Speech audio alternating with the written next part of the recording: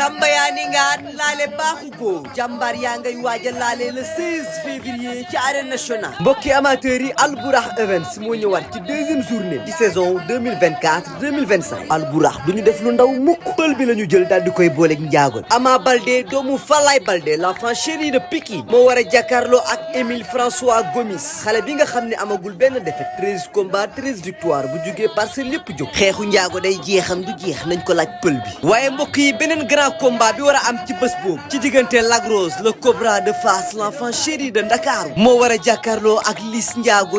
or bi doomu jàmm gën cey boobu combat arbitre bi laa yërëm mbokk yi bés boobu la doomu dangu di jàkkaarloo ak caatu yoof le duel des lébu ñang baalo dina fa jàkkaarloo ak Nandi Fall ndigal jàkkaarloo fa ak bulldozer Mbacké Faye jàkkaarloo fa ak soq bu ndaw loolu yëpp nag mbokk yi ngeen mun ko am en live pay per view ci seen affiche.com ñi nekk Sénégal 8000 francs lañu ko mën a jëndee ak les paiements locaux waa diaspora bi 15,99 euros donc Albourakh ne sama sponsor leader du kenn ku dul sunu bet port autonome de Dakar jus Noël mi xew ci jamono Sénico La Lonase Patisen Sips Cracks chocolat Dilia thé Flécha dibiteri Uba huile J'adore les bouillons Adja entrée supporter 6000 francs amateur 15000 francs loge 25000 francs annexe loge 75000 francs cey Baye Ndiaye war na fas wi te dootu ko wàcc ba mukk jaarama Albourakh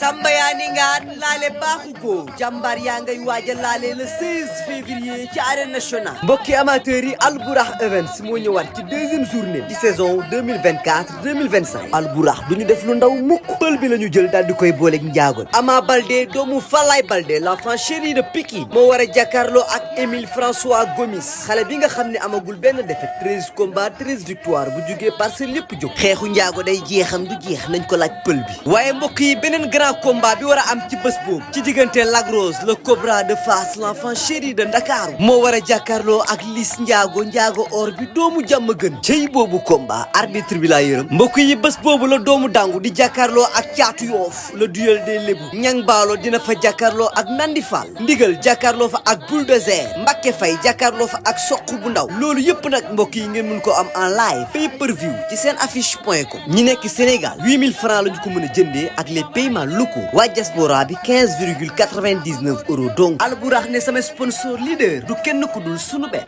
port autonome de Dakar jus Noël mi xew ci jamono Sénico La Lonase Patisen Sips Cracks chocolat Dilia thé Flécha dibiteri Uba huile J'adore les bouillons Adja entrée supporter 6000 francs amateur 15000 francs loge 25000 francs annexe loge 75000 francs cey Baye Ndiaye war na fas wi te dootu ko wàcc ba mukk jaarama Albourakh